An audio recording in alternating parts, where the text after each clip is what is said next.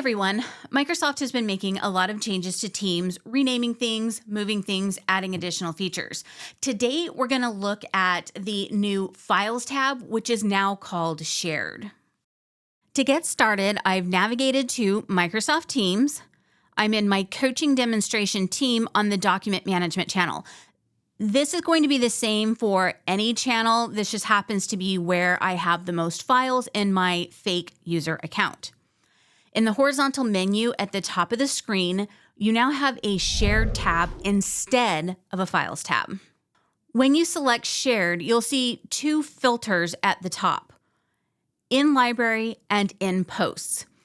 There's really not a lot of change for In Library. You will still see all the documents that you uploaded to the Files tab, now called Shared, and any document that you attach to a post or a conversation will also automatically be put in the In Libraries tab.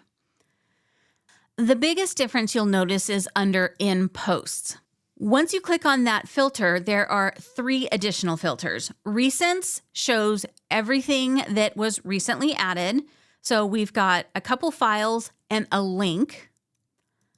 Files narrows it down to just files, and then links narrows it down to just links. Now, this is pretty easy to sort through right now because there's not much here, but as you get more information into your teams, you can also use the filter box on the right-hand side of the screen to help you narrow down the list.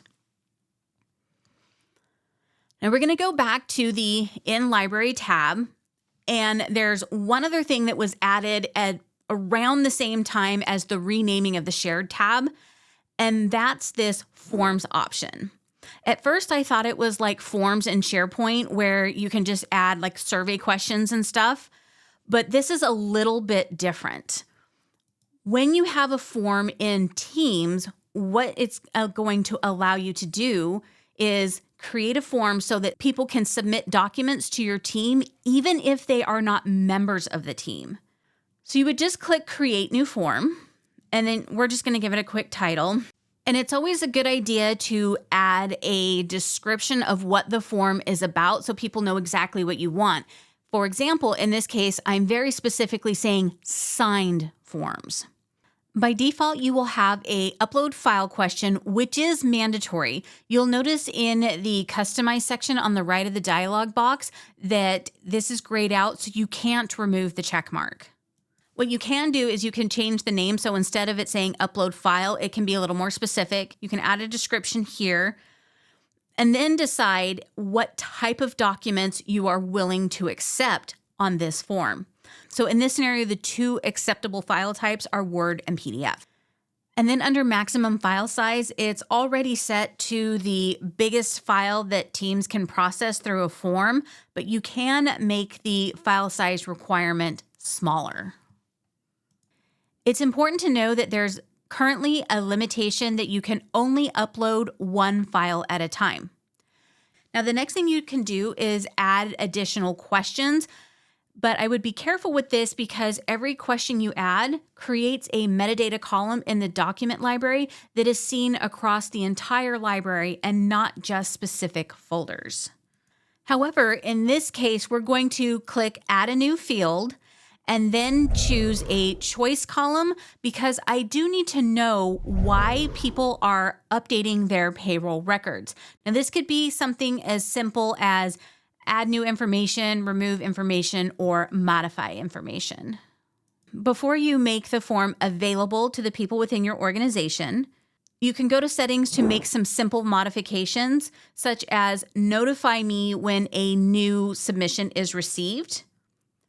We're accepting responses, but we can also limit it to a start date and an end date. And then you can customize the submitted message.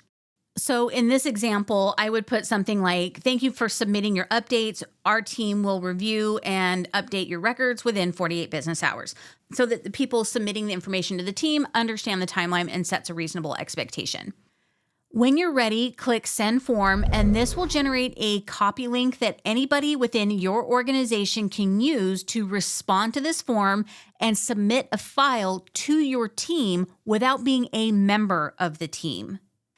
To demonstrate, I've sent a link to Adele, who is not a member of the coaching demonstration team. When she opens the form, she can either drag and drop the file or upload from her device. Notice that the form is very clearly saying that the files supported are Word and PDF, and the maximum file size is 256 megabytes. And then I'll click the box to answer the "Why are you making changes?" question, and for this example, to say remove information. Then click Submit. From there, you can see that the custom message we created is displayed on the thank you screen. If we go back to the Document Management channel under the Shared tab, you can see that the file was submitted by Adele and the answer to "Why are you changing your information?" The column for the additional information is going to be the exact same name as the question in the form. But if you want, you can click the drop down, go to column settings, and click edit, and update the column name to make it shorter without impacting the question on the form to make the document library easier to read.